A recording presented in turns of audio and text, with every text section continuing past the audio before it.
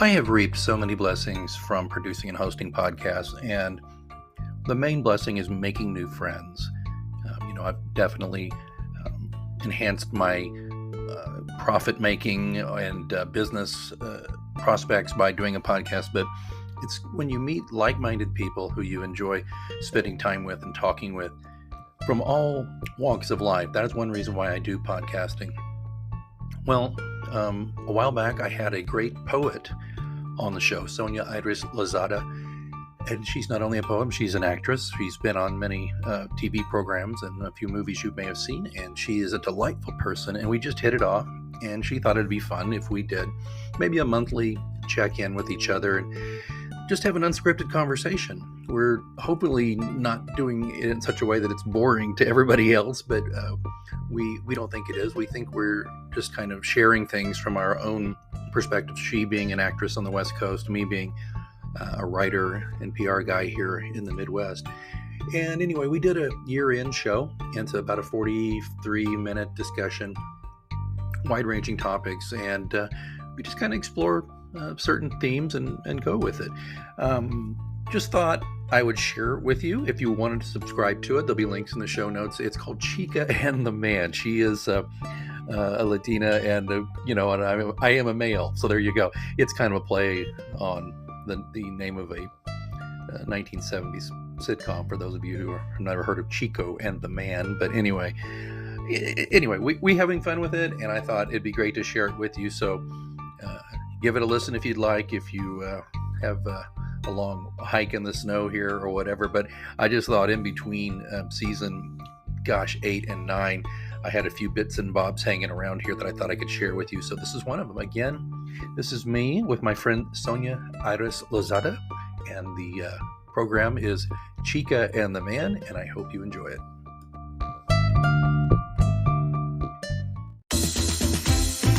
Welcome to Chica and the Man. And I'm your co-host, Sonia Lozada, and I am Chica. And I'm Alex Greenwood, and I am the Man. Hello, people. Thank you for joining us. I know that we've been quiet for a while, but this is Sonia, your Chica. Hey, and this is Alex. I am the Man. And it's good to say hi to everybody. Yeah. Boy, as John Lennon once said, life's what happens to you when you're busy making other plans. And then, of course, you add the holiday season into it. Yeah, there you go. But here we are. We're back now, though. So yes, we are. And this is our year-end episode. So we're going to talk about the good, the bad, and the ugly in our lives. And so we just wanted to say thank you for all the listeners for this year, and we're very grateful. My first question to you, Alex, is what was one of the favorite things that you experienced or happened this year? Well, there's so many things that I'm very happy about, but I did give birth to my 8th novel right after Thanksgiving, and it's the end of my mystery series, and I had a great book signing and sold some books and got a very nice Kirkus review, Kirkus, and they were congratulations. Thank you. I'm telling you. So Pilot's Faith is the book. It's on Amazon. Anyway, but I'm just saying that was great. That was a great capper, because that was a book that it was about 2 years in the making, and for a series that started almost 15 years ago. And now that series is basically all right, I've left the door open a crack, but it's basically done. But I'm very happy to achieve that and kind of get that. I've told you this before, Sonia. I often view being a writer like always having homework. And if you once you finish a book for a while, you know what I mean, you kind of give yourself a break. So I've got that. But what about you? What's good with you? Well, let's see. I am actually starting to write again. And because I put it off, I just, I feel that I thought the pandemic wasn't going to affect me. And at first I really thought, oh, what a wonderful time. I get to stay home, not drive in LA traffic. I can work from home. And it was a time to reflect. So I reflected. Now I'm tired of reflecting. I just want to get on. It's like, I have gotten all my vaccination and my boosters, and I'm one of those people that they say were highly vaccinated because I got really ill. I did. They make me really sick, but they say your body's really fighting the virus. That's a good Same thing. here. Yeah. It was not a good thing when you're in bed for a couple of days. But I did that. I visited my parents. I'm working on my book. My style has kind of changed, which is kind of weird because I've always been like, I call myself the self-help poet because all my poetry is the self-help and acceptance and what can be. Now I still have that, but it's changed more into surrealism. Like what can be, what's out there, multidimensional things, there's so much we don't know. Mm-hmm. And so that's fascinating to me. I've gotten more into physics and studying things like that. So that's one of the favorite things. And one of the things that I'm very blessed with is that we have had some scares with my family in terms of my elderly parents being sick. My dad was told he had COVID, then he actually didn't. Oh. Which was good. It was a false positive. And I'm blessed that I'm healthy and my family is too. Yeah. I know you had to go to Chicago to see everybody, right? And Yeah. I'm glad you could do that though. Yeah. It was freaking cold. Yeah. You texted me from there going, I don't know how you do this. Oh, and I try to look for airfares because you're so much closer from Chicago and make me go for the day and come back that night. Yeah, yeah. Oh my God, it's so expensive to go to Kansas City. Well, we're that kind of town. We're a premium city. No, I'm just kidding. No, we're not. I think it's because we're not a major hub, right? It's Yeah, almost never going to be cheaper to stop here, I guess. I don't know. That was, for listeners who don't know, we've chatted about offline, Sonia and I, about, well, if you're ever heading this direction, if you're heading east, you might as well stop here and visit. And but of course, you're right. It's probably never going to be cheaper to stop here, but maybe, hey, here's what'll happen though, based on the news. Somebody will be unruly and cause a fight in the cabin of the plane, and they'll have to land here on their way to Chicago. And there you go. What do you think? Yeah, because I go, oh, it's so much closer. I wonder it'll be like going from like LA to San Francisco. You could get like flights sometimes for, they'll have sales. You could go $80 each way, something like that. They do that. It's like $400 from Chicago to go see you round trip. Well, just so you know, they do, when things are more normal, there are those getaway fares that are really kind of cheap, like every now and then. But like I did one for $110 to go see my buddy who lives in Chicago from here a few round years trip ago. Or one way? That was one way, but that adds up. You're right. But I mean, compared to 400 or whatever, 500, but anyway, it was good. Well, anyway, maybe one of these days we'll figure it out, or one of us will just get rich and we'll send the jet for the other. Yeah, and the money wouldn't be a problem. There you go. So I have my other question is, name at least one thing that has changed for the better. Goodness gracious, one thing that has changed for the better. Mm-hmm. Well, okay. Sonia and I were talking offline, and I'll just go into just briefly. I've mentioned this previously a little bit, I think, on the show, but definitely, Sonia, you and I have chatted about this offline, is that, I'm a PR consultant and my business has been okay lately, but COVID kind of put a big dent in it and it's very hard to claw my way back. And I think I realized a few months ago that I just was tired of clawing. And so I think I made the decision that if the right job came around, I would go ahead and close being a consultant after 12 years. And guess what? I've got an offer as we speak. As we're recording this, we're negotiating on a couple of little things. And either way, I'm going to take it. I hope they don't hear me say that, but either way, I'm going to take it. And so, I'll release it on Friday. Yeah, do that, and then tag them. I'm not telling you that. No, but I think what's changed for the better is that, I've realized that it's okay, even in this my advanced years, that I can try other challenges. And I was despairing for a little bit that maybe because I was getting a few interviews, but I'd never quite got an offer. I thought, am I too old or too set in my ways, or they think I'm an idiot? You go through all that stuff that usually has surprisingly very little to do with you. Actually, when you don't get a job, it's kind of like you as an actress. Sometimes it's not because you're a bad actress or anything else. It's just they see somebody who looks more what they think the part should look like or whatever. It's all these things, but we tend to internalize those rejections, don't we? Or at least I do. And anyway, but so what's changed for the better is that I'm quitting my job, which is my company, but I'm okay with that. I think that's going to help me not only financially, but also I think it's going to help me to perhaps achieve things on a steady, regular basis, and earn my my paychecks and work for somebody who's going to say, this is good, or this needs work, or whatever. Because I think for the longest time, Sonia, that perhaps when you're your own boss, and you know this as well, but you kind of miss having somebody, a client will tell you things, but it's a little different. You kind of miss, though, just kind of knocking things out of the park at work and getting recognition for it and feeling good about it and that kind of thing. So that's, sorry, a long-winded answer, but that's where I feel on that. How about you? What's changed for the better? Well, and this one's more like an introspective. I decided to let go. Now, letting go of possessions is easier to me than letting go of people. But I realized that I need to get I don't know why I can't say toxicity. What are you talking about? What's toxic? Possessions? Oh, no, just people and things and possessions. I'm like a therapist. People tell me everything. And sometimes, and I know that's my nature, so I'm not fighting that. And I actually enjoy people opening up to me. But I find that I have had, because of that being my nature, that I also attract people that just want to constantly dump. To me, that's toxic to my own well-being. So I'm still going to keep my nature. I mean, if I don't listen to people, that would be fighting my nature. That's a whole new thing that would start.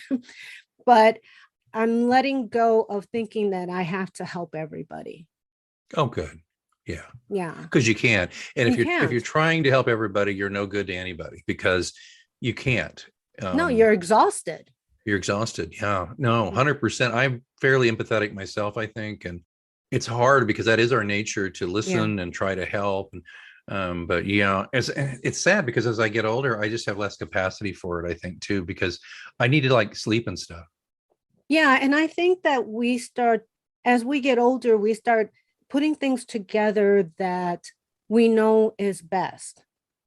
Like they do in the airplane, put your mask on first before you put on it's true. If you are not healthy, if you are feeling drained emotionally or physically, you need to take care of yourself, because you're no good to anybody. Yeah. Well, I'm glad you're doing this then, because it's so evident in your creative work how you are. You are this.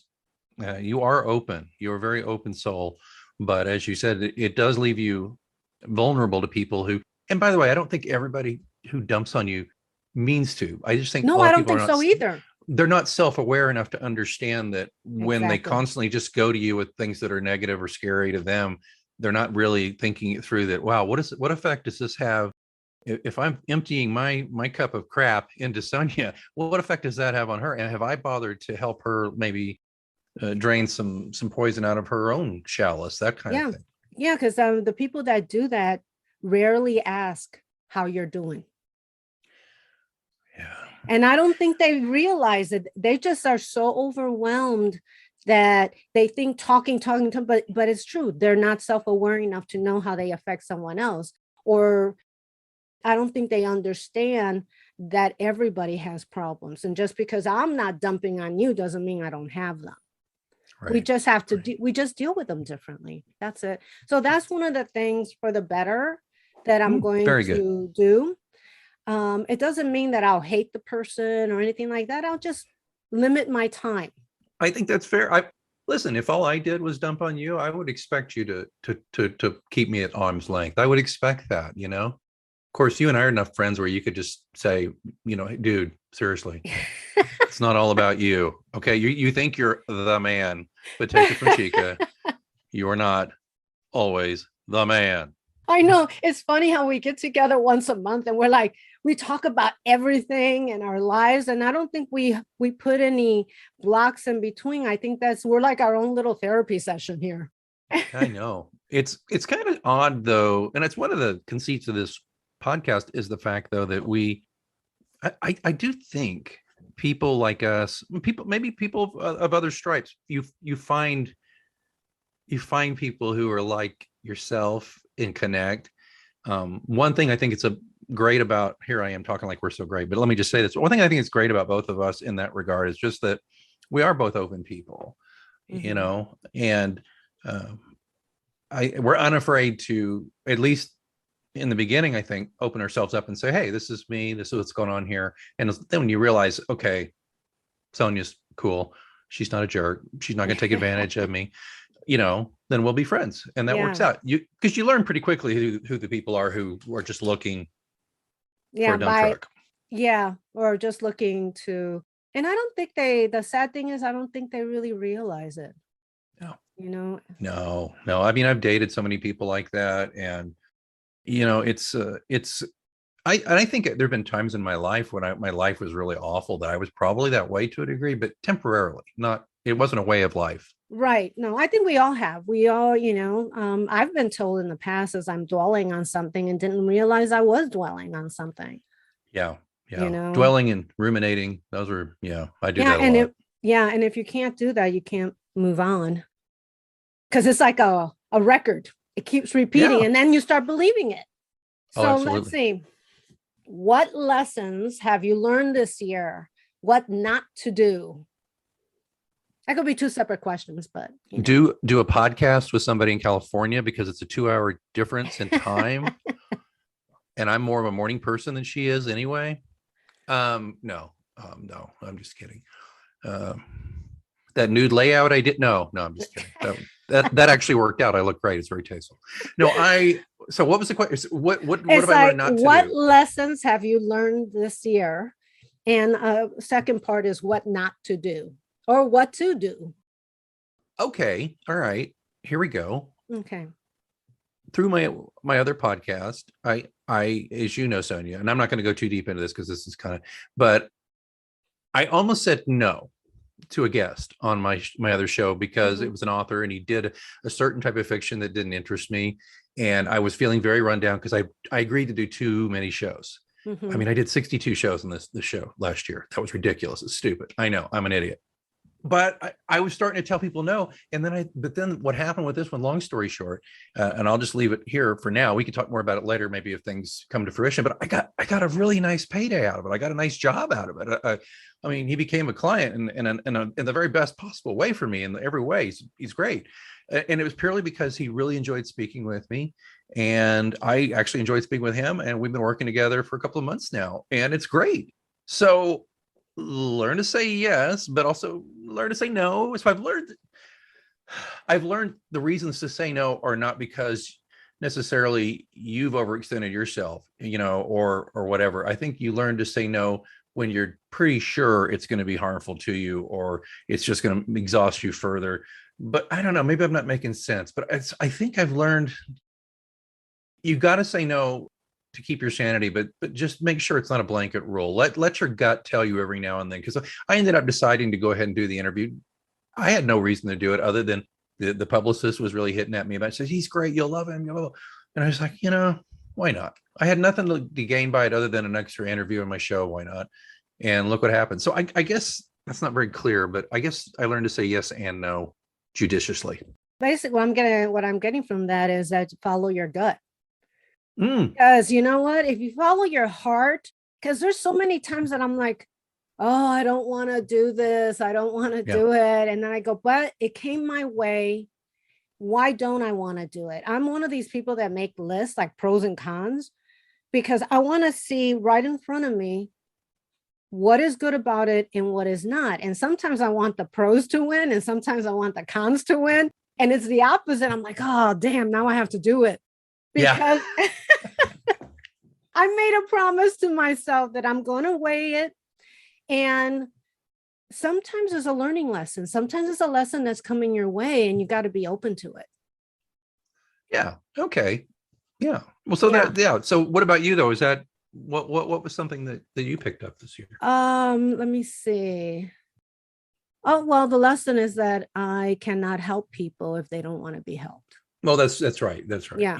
Yeah. And that was my lesson because I even apologized to somebody and told them that I'm sorry that I was pushing because it's not my life. It's your choice. And even though I saw a lot of potential in this person, you can't make them have potential, even if you think they have it. And they told me that they thanked me and they said, I just wasn't ready.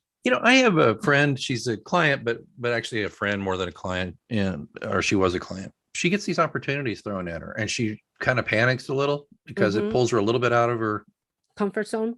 I almost said pleasure zone. I thought, God, what am I thinking here? Because wow, yeah, that would not sound right. don't tell her I was thinking about her pleasure zone. No, and she calls me, and of course my thought is let's, and I mean this in the nicest sense of the word, exploit. Let's exploit this opportunity. Let's make some money. Let's make this grow. And I'm like, I would do this, because she made the mistake of asking me this question: what would you do, Alex? Well, here I go. And I go for like 15 minutes and I do this. And then she's like, and she freaks out. She's like, I can't do all that. And I'm like, well, okay, I'll help you. And long story short was just that she was so apprehensive about all the potential for it. She said no. She just didn't do it. She had this great opportunity. Yeah, sometimes it wasn't. I'm sorry to interrupt you. It wasn't going to like change her life, but it was going to add dimension to her business and make her a little bit of money. She just froze up, couldn't do it. Yeah, if you feel insecure, you don't feel you're going to do a good job anyway if you're insecure about it. Right. Yeah, especially in your pleasure zone. Comfort zone. Comfort zone. Yeah, because I have, and I hope my boss doesn't. He goes, well, he'll know if he ever listens to my podcast, which I don't think he does. But I've had like 4 job offers. I don't doubt it. Yeah, and they've been, well, you know what? When I was unemployed, nobody was offering me anything. That's how I got in debt. Was I had to live off my credit cards, and I hated every minute of that, because they were at zero balance, and they're not at zero balance anymore because the pandemic came right after that. So, we've all had financially hard times during the pandemic. I think some people panic more than others. I mean, It was funny. I don't know if I ever told you that I was calling in the beginning of the pandemic. People were, a lot of companies were allowing you to pay things they would lower your interest or all of that. And I called one company, and the guy goes, God, you're awfully calm. I'm like, okay, if I came to you and I was really upset, is the answer going to change? He goes, no. I go, then why am I going to be upset? I can't change it. But I guess he came across a lot of people calling in sheer panic and upset. Sure. And then I come along and I'm like, what can you do for me? I know that you're doing this and that. Can I apply for that? And then they said, yeah. But it was one of the things is like, he said to me, you're so calm. Yeah. Well, you can't change what is happening. It's how you reflect, how you act with it. I admire that you maintained your calm, Doesn't mean that on the inside I wasn't going, but I understand. Yeah. I think that's a good lesson for everybody too, is just, don't lose your mind, everybody, take it one day at a time. Things are going to get better. Right. And I think so many times we think of what ifs. Oh, what if this happens? Or what if I don't have a home? Or what if, what if is in the future? It's not the present. What's happening in the present? Right now, I have enough money to survive for a couple months. I need to make more money. But that is what it is. I mean, I have been blessed because I feel like money has appeared when I've needed it. So I'm putting my faith into the cosmos, and, whatever comes my way, I will work with it and stop fighting life. Just let it flow. That's a great point too, is that it's that also that story, that apocryphal, it's not apocryphal, it's that metaphor, though, it's not even a metaphor. It's the idea though, and you're a writer, huh? I know. I am so, I don't know. Worse with words. This has been happening to me a lot lately, by the way. I don't know. I'm told it happens at my age, but anyway, I should stay in my pleasure zone. No, I'm sorry, my comfort zone. See, it keeps happening. No, so it's a story about the guy who, there's a big flood, and he's trying to escape the flood, and so he's up on the roof of his house, and a guy comes by in a canoe and says, "Come on." And he's like, "No, I'm waiting. I prayed to the Lord that he'll deliver me from this." And he goes, "Okay." And then a little bit later, a helicopter comes and drops the ladder, and he says, "No." He waves him off. "The Lord's going to take care of me." And then the flood gets worse and he drowns and he goes to heaven. And then he says, my Lord, why didn't you help me? I'm dead. Why didn't you help me? And God says, well, I sent you a canoe and a helicopter. Is it my fault you're an idiot? You didn't take them? But, so, right. I mean, yeah. Well, there's that thing that God helps those that help themselves. Thank you. Yes. See, yes. I didn't have to tell a dumb story. I could have just said that. You would have said that. All right, fine. No, but the point is, I got to that. It's like you're saying, you got money thing. I got some money things too. But the thing I have to do is like, I've got a job offer I'm willing over, and I've got some other irons in the fire. I've got to say yes to those things, even though I am a little nervous about it all. Mm-hmm. Like if I take this job offer, I haven't worked for anybody else in 12 years. And I'm afraid I have my fears, right? That I'll just look ridiculous, or I won't know what to do, or, it's silly stuff, right?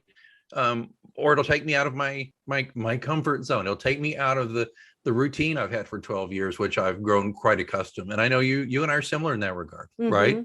But if a really good job showed up, yeah, would you would not just shirk and run away from it just because it's new, you know you? What I think when something is out of my comfort zone, I almost put like the brakes on, like I put my heels on and the brakes on, and then I go, no, you have to be open for change.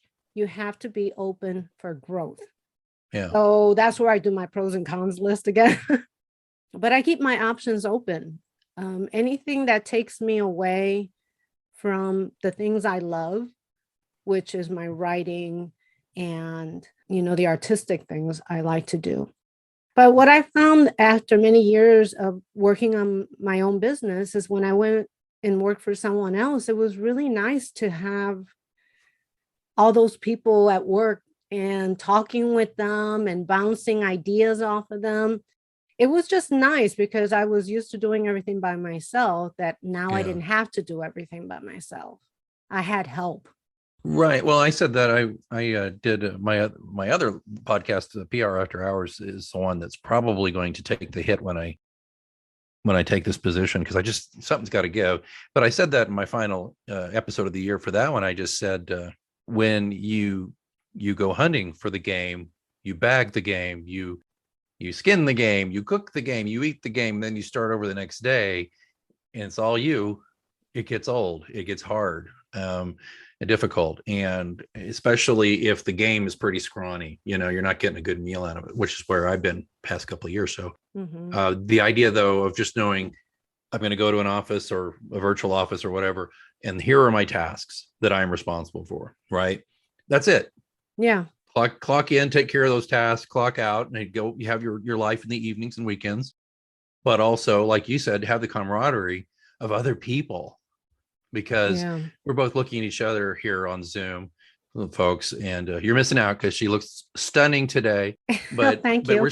we're looking in our little offices, right? Yeah. You know what? If we're just in here, even though we have the option to Zoom with people, it's not healthy. Humans need other humans. Yeah, and it's funny because I really feel you need the essence, like the energy of people. We feed off that energy, and I don't think that. I mean, it sounds like, new agey or whatever, but it's true. You can sense when someone walks in the room and they're angry, or when someone, mm-hmm. without them even saying anything, you could feel it. And I think you can also feel when people are joyful or are willing to work together, and there's a good camaraderie. How do you say that word? Camaraderie. Thank you. Camaraderie. Yes. Yes. So I think that's important, but I could do that once every 2 weeks. I don't need to be in the office every day. Yeah, I don't think this thing I'm up for, I don't think I have to be there every day, which is good, because also I don't want to get exposed to people that much right now with things. But yeah, so there you go. That's okay. I think that's my answer. So that is for our lessons. Now, what would you like to change in the coming year? About myself or the world, or whatever comes to mind. I think I would like to just try to keep working on eliminating stinking thinking. I get to this point where I get ruminative about things, or I focus on something I perceive to have done, or I'm one of those people who I will turn over sometimes, not always, but I will turn over a conversation in my head for ever, thinking I offended someone, or or said something stupid, or just stuff like that, which is, and I know why I do it. There's a lot of reasons for it, and I'm not going on into those here, but I'm just going to work on cutting myself some slack about stuff like that, and reminding myself that most people, you're in and out of their lives. You say something stupid. What if I did offend somebody? What if I offended you right now? You know what? Probably I'd call you on it. You call me on it, and then by the next time we spoke, unless it was just really egregious, you would have forgotten about it, or don't care, whatever. Yeah. But I think I'm going to work on reminding myself that you're human, and you're not always going to get things 100% right. But that doesn't mean that you need to set up your own mental torture chamber to make sure that you atoned for that sin. How about that? Yeah, that's a good one, because it reminded me of Wayne Dyer. I saw him give a speech, may he rest in peace. And he said, stop thinking about what you think people are thinking about you. They don't have that much time in the day, I'm paraphrasing, to give you that much time. They have their own lives. So they don't really think about you. Yeah. Some people do, though. Some people are obsessive. Let me see. I put keep improving myself. With health and fitness, because I've gotten very much in the last couple years, and I would say the last maybe 7 years, of doing the meditation, of really working on my soul and my mind and all of that. But I've also let go of my good eating habits and exercise. And so I used to work out every day. I used to eat super healthy, and I was 20 pounds thinner because of it. So I am going to do that because my body felt better. I didn't have, and I think people with stomach aches don't realize that a lot of what they eat is causing it. Some people just actually have issues with their stomach, but mine is with what I eat. So I'm taking care of that. Let's see. What else did I put? Oh, I got to stop telling myself that I can handle it and things are okay, because half the time I can't handle it. But I mean, on the outside, I am like I calm, and I can say I can handle it, because in reality I am the only one that can handle it. But I have to realize that certain things are out of reach right now for me to work on. Right. So I have to be kinder to myself, is basically what I'm saying. So we both are, right? We're both thinking about that for ourselves. Yeah, being kinder to ourselves. It's tough to do, though, because I'm sure you are, like I am to me, your harshest critic is on yourself. I guess to everybody, right? Except for the people who really aren't self-aware. I don't think the unexamined life. There's folks out there, Sonia. I mean, you just really don't second guess themselves, and that doesn't mean they're bad people or anything, but they just kind of go through life differently than we do. And I am amazed and full of awe when I think of that. Yeah. It's funny because I've seen people that are that way, but they're either advanced or not. I don't see a middle ground. I mean, I guess we're the middle ground here, because we know that we can improve. Everybody can improve. Right. It's just part of life. You go through life, you improve yourself. You don't stay with the same thing, and then people get angry because they're in the same place, but you haven't done anything that changed your life to make it better. And I think fear, I think it was what it comes down to. I don't even want to watch commercials, because they're either, oh my God, you're doomed, you need this kind of protection, or your life is going to be, when you die, oh my God, how are they going to get buried? You know what?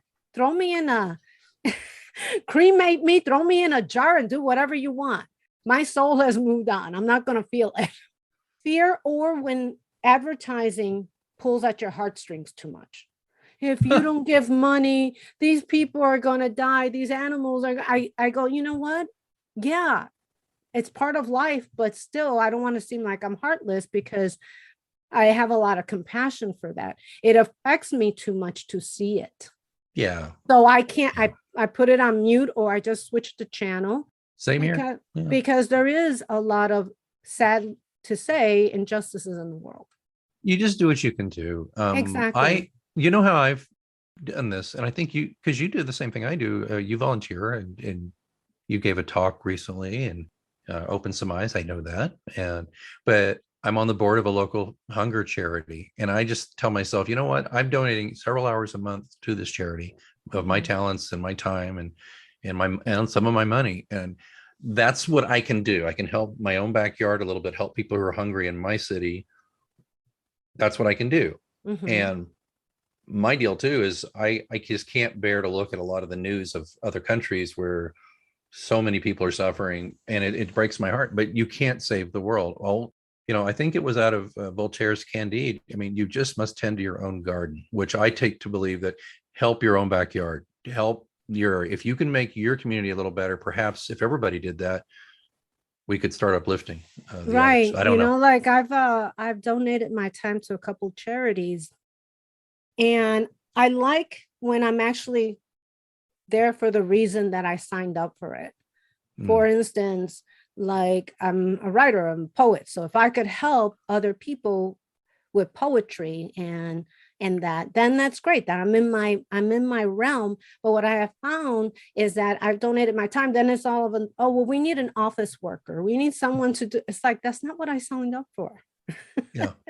That's a good point. It's not what I signed up for. And so I've had to limit my time because, I'm not free labor.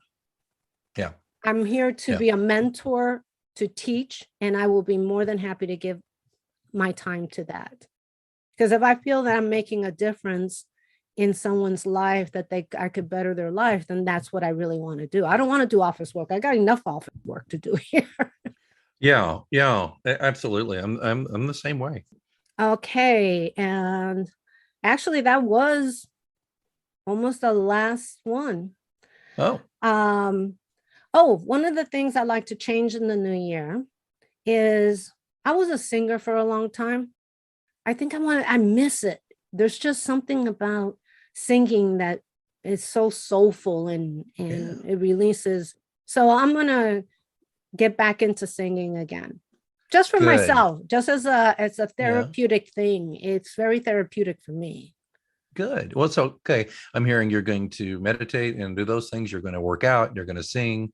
You're doing all these things that are healing and necessary for you and your positive growth. I think that's fantastic. I like that. Well, I've been meditating for many years.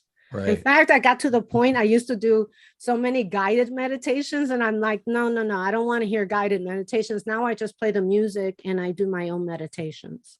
Well, you've reached a higher level of meditation skill then, because I mean, if I tried it, I got to be guided because I can't turn off the hamster wheel. I'm very bad at that. Yeah. You know how I got over that? Your mind is always going to go off on to-do lists, on all of this. So not to fight it, because it's going to do that anyway. Put yourself in a place you want to be, at the beach, in a forest, in a meadow, in the ocean. My pleasure zone. Yes, that one would actually be pleasure zone versus comfort zone, because you want to get out of your comfort zone. Something that does give you pleasure. Like, we look at nature. Nature is so healing. Mm-hmm. I have to put myself, and I love trees and forests. So that's where I put myself. And if I could actually visualize, and you're a writer and you know how to visualize very well if you're a writer, just put yourself there. Sometimes I put myself so much in there that I can actually, my other senses go in because you have memory. And so you know what a forest smells like, and you know what it sounds like. And so when you get into that deeper meditation by looking at that, then your monkey mind doesn't take over. Yeah, the monkey mind. The monkey mind. The curse of human existence. We are but very large brain primates, Well, if you think about it, fear is actually a good thing that we have, because in terms of a species, we are a very vulnerable species. Yeah. I mean, we don't have fangs or claws or armor that we're built. I mean, we have armor that's in our head, right. But we're just not built that way. So fear is actual a savior, but I think it also gets in the way. Yeah, I totally agree. Yeah. Is there anything that you would like the audience to know about you? or it says anything you'd like to add for the year end? Yeah, no, I just say this, that check out Sonia's poetry, of course. But the other thing is make your own poetry. And I don't mean literally necessarily. Not everybody's a poet, not everybody's a writer, but everybody has something that brings them joy. And I would just not challenge you, but I would ask you to look into yourself and think about next year, and think about doing the things for yourself, listener, that can give you some of these benefits that Sonia and I are discussing that we do. I work out. I don't work out every day anymore. I can't. I'm just getting old, and I do kickboxing, and that's pretty hard to do every day. Oh, I love kickboxing. It's great, but it's just, where's it hurts. Yeah, it hurts. Yeah, you hurt. Yeah, but I do that. But I literally I take walks and hikes and go forest bathing and things like that. But I also, as a writer, when I make a really good sentence, sometimes I just like, wow, that's all right. Rock and roll. That worked. That was cool. So I just admonish people to maybe turn off the TV, quit staring at your phone. And I'm not saying if that's your jam, fine, but maybe find something else that can give you some pleasure and enhance meaning in your life. That's something I would ask people to consider doing in 2022. I don't do New Year's resolutions because I never keep them. It's like the way my mind works. As soon as I write it down, it's like, oh, you think you're going to do that? No, you're not. It's like automatically. It's like I'm being defiant with myself. So I can see that. So thanks a lot. But I could, what I would say is whatever you do in life, know that you have value. Yes. And I think that's why so many people are into the TV or a phone. It numbs them from themselves. And I think if we all knew that there is love in our heart and that we have value, and I think value is a very important thing. We don't value ourselves enough. Right. We don't. Learning value above anything. If you have to make a New Year's resolution, let it be that you have value. Yes. And I think that's a theme we've had today unintentionally, though. We're just talking about maybe getting off our own backs. Don't listen to the monkey brain. Mm-hmm. Don't get too wrapped up. Don't get wrapped around your own axle, that kind of thing. I think it's good advice. It's not something that's particularly profound. It's just stuff that, I don't know. I've been knocking around this planet for a few decades, and it's just what I've learned. And I think Sonia agrees, and she's learned, Yeah. But if you're out there and you're questing and you're struggling, just take a moment and look around you and think about, maybe do what Sonia does and make a list or two of the things that work for you and the things that don't work for you. It's kind of, I think it's a side benefit of being writers, is that we put so much on paper. It does change the way you perceive things. If you were to let's talk about that hamster wheel for a minute. Like sometimes I get hung up on thinking I did something silly or wrong, and people are thinking about it. But I have found, though, that when I will just take it out of my head and talk to somebody, that's helpful. But even just taking it out of my head by writing it down and then putting it aside and then coming back to it after you go have a sandwich or something, and you're looking at it and you're going, oh, geez, that kind of, you look at it and you think that's not such a big deal, Exactly. Yeah, so I've done that where I do a what if. You just had a conversation with someone, and then you go, well, what if they do this? And you're working yourself up for something that hasn't even happened. Right. And probably won't happen. And won't happen. And I have told myself, stop.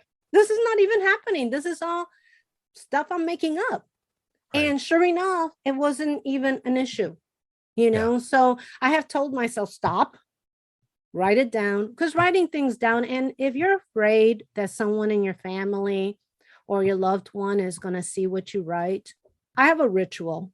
And this does not mean to burn your house down, but I'll just take it and whatever I write, if I never want anyone to see it, I'll just burn it over the stove and put it in a potlet and just see it burn. Or you could even create that in your mind. I have a meditation on Insight Timer called Letting Go with the Four Elements. And that's what it talks about. It talks about walking barefooted on the ground. That's your earth. The rain coming, the wind, and burning. I let go with love and acceptance, I think is what it says. I don't remember my own meditation, but it's letting it go, but with love, not with hate. Because if you let it go with hate, you're not letting it go. Right. Yeah, you're not. You're not letting it go. No. So this is it for our year-end episode. And guys, we are going to do it on a monthly because Alex is getting really busy and I am too. Join us sometime in January for our next episode, and we will continue on what is going on with us. Until then, many blessings, and I wish you a lot of value in you and your family. See you next year. Bye. You've been listening to Chica And the Man. I'm the man, Alex Greenwood. And I am Chica, Sonia Iris Lozada. And we'll catch you next time right here on Chica and the Man.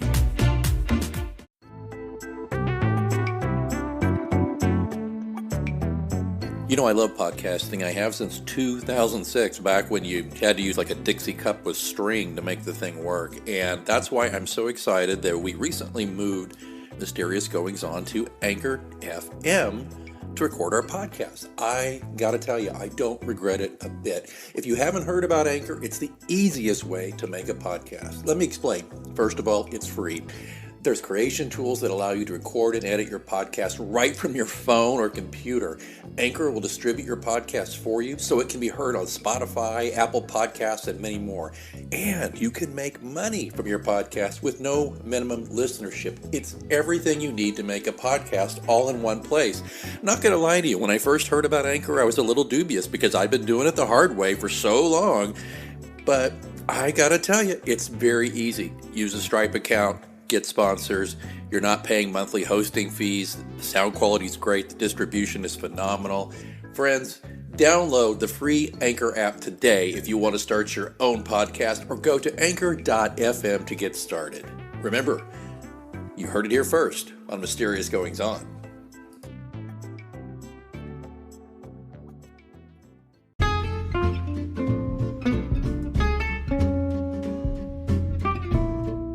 This is Maddie Dalrymple, the author of the Ann Kinnear suspense novels and suspense shorts, and you're listening to Mysterious Goings On.